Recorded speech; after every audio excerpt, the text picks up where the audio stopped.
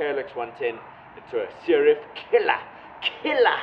In case you missed it, episode 1 was the resurrection of this KLX. I wasn't even sure if it was going to run, but she does run, and now it's time to get it ready for a top speed test. I've already done a top speed test on the CRF 110. That's up in the corner over here, but this weekend we're going to be drag racing them, so we're going to do a direct comparison anyway. Now before I can even think of going to drag race this against one of those machines over there are some things we need to sort out. So the front brakes themselves, there you can see there's nothing happening. Something's up with the throttle. It is a bit sticky sometimes, so we're going to sort that out. Do a set of grips, do a set of bars, do a top triple clamp, a shift shaft brace. I need to service this bad boy. That oil that's in there is black, so we'll sort that out. Almost forgot, we're also doing a set of foot pegs. So today we're going to get all of this done, all of this installed. Check it out, those are going to look, it's going to be awesome. Going to make the bike feel right, and then we work on the motor.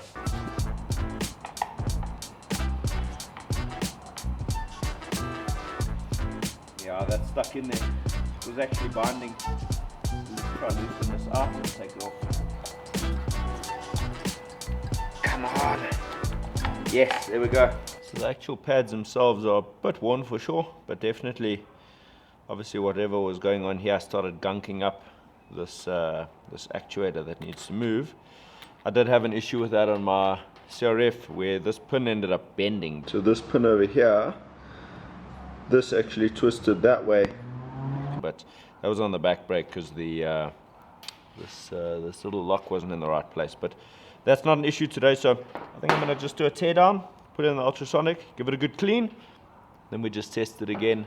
If there's any issues when we do this little tear down, I should see issues here. That's the only place I could think of an issue coming about.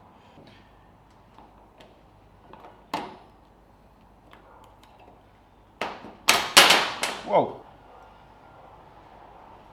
They're not looking too bad.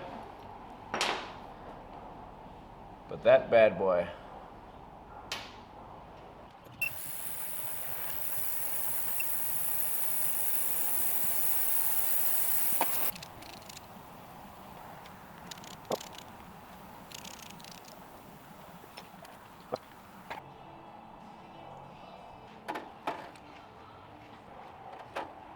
Now that I have a more dead-on shot, you can see how narrow these bars are, and then they also have this bend this way, so it ends up bending your wrists in, so it's not easy to throttle on.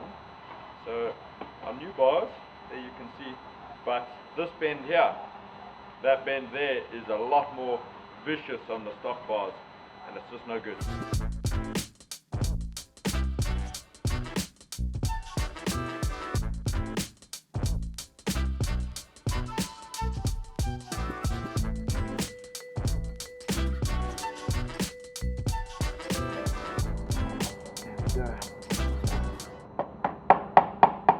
Thought I was going to have to use that a little bit more.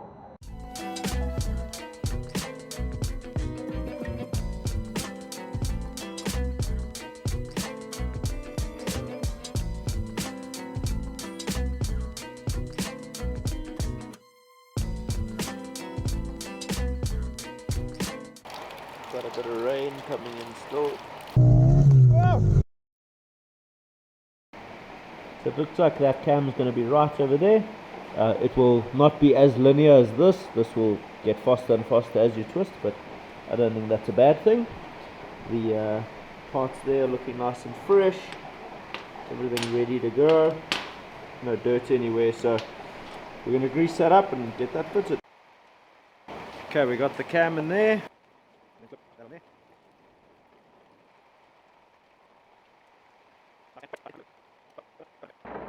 Gotta fit it with a gabagoop.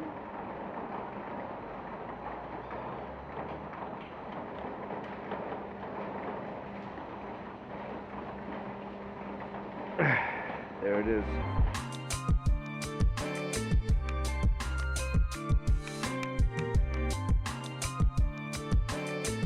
The bike's finally coming together again. Handlebars are on, grips are on. That throttle cam, I just need a 3D printer spacer on it. The original is like 8 mils and the aftermarket is 5. So I do see there are some that are thicker in the kit, but they don't actually fit. So I'll just do a spacer that doesn't allow this to pop off inside the throttle. What I want to do is, this just has like a patch of paint missing. This also has a couple little patches of paint missing, so we'll just go ahead, touch them up, and then the second those are dry, we can put the brakes back and the front end's then done. I think I missed the spray painting, bro.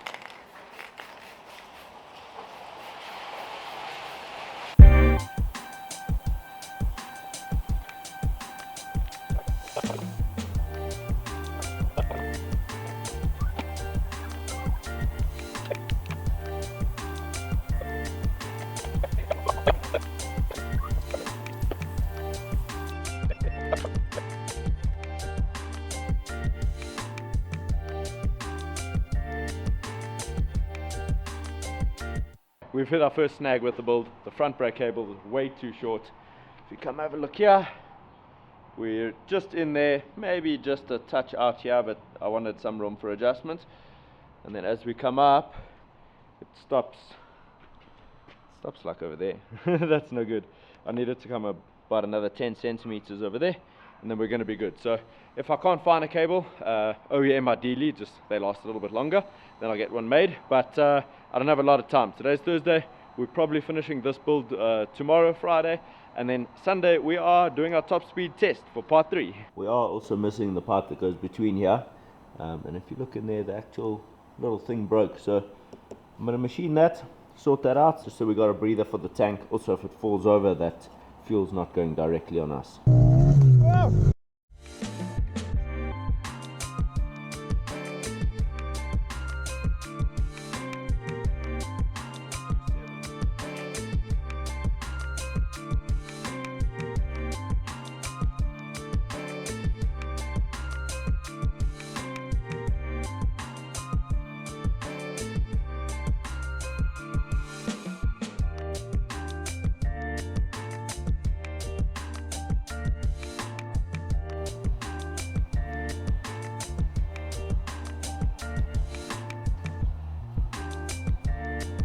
Yesterday's throttle issue is all sorted. Just 3D printed up a ring, put that in there this morning and gave it a little test ride. It's actually feeling really good. With this cam, you've got a lot more responsiveness on that throttle, so I'm happy about that. You can probably get like a plug and play thing, but yeah, these are just aftermarket grip, and I wasn't gonna throw money at the problem. So little ring, and that's all sorted. For the brake cable, I want it to come up there, about 15 centimeter. There you have it, guys, 150 mil longer, so exact same on this side. Obviously this rubber is a little bit different, but that's fine. And then we are just a bit longer there, so nothing wrong with that. Let's stick that on. It did eat a little bit of my time. I had to wait for these to be made, so let's do as much as we can today. I still have tomorrow morning, only 3 hours tomorrow morning, so I'll probably wipe out the service tomorrow morning. And then it's time for some top speed testing!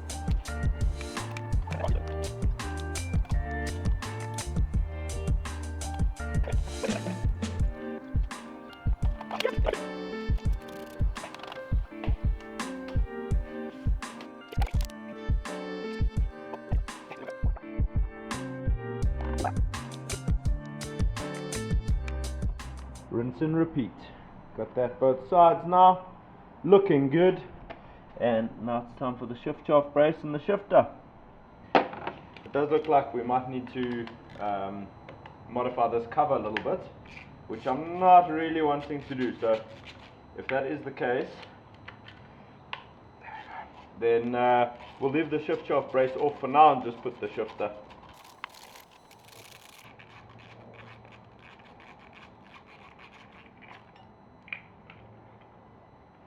Oh damn, that is looking hectic. Yeah, it needs a good clean in there.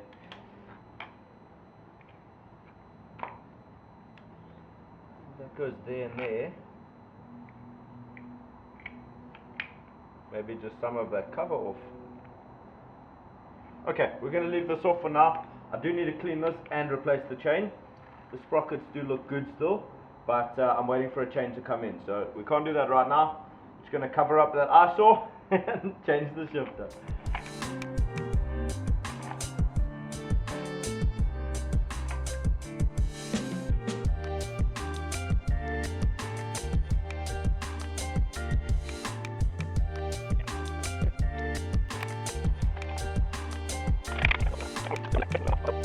I'd say this is the first bit of bad luck on this project. Unfortunately, this guy I can't bend straight. Probably with a bit of heat I could pull it up, but I don't want to damage this and then we can't use it for the weekend.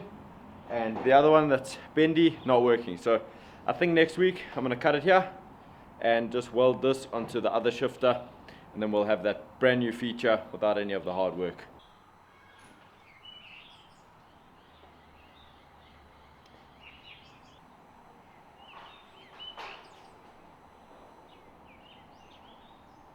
It's the next morning. I've given her a little test ride, gotten that oil warm. Looks like the oil filter's tucked away over there, so let's get the skid plate off. We'll drop the sump and sort that out as well. Yeah.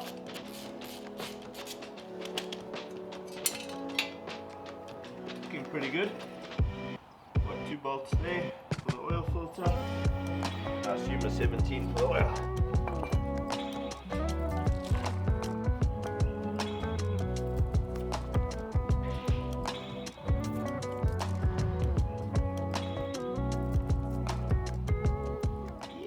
Darker than I'd like.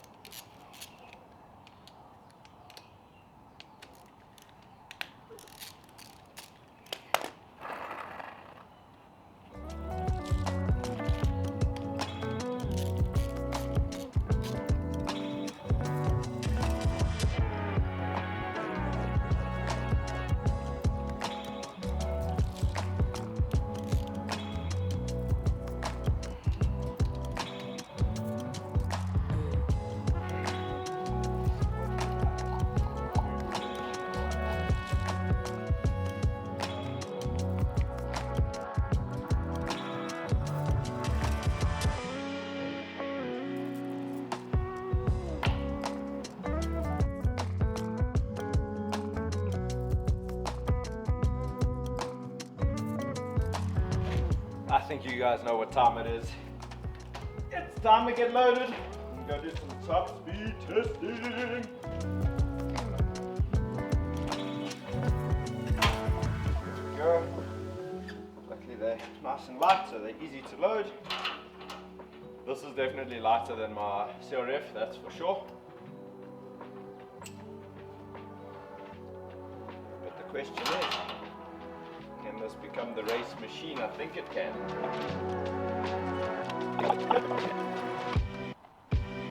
Just don't add the strap in the front here, but I don't like my bike to bounce around like this. So, just go like this from my roof rack. There we go. If you've made it this far in the video, I want to say a huge thank you to you, and I'm sure I'll catch you in the next video where we're on the top speed on this bad boy, and then we start with the mods. So let me know in the comments below what you think I should be doing. Cheers guys.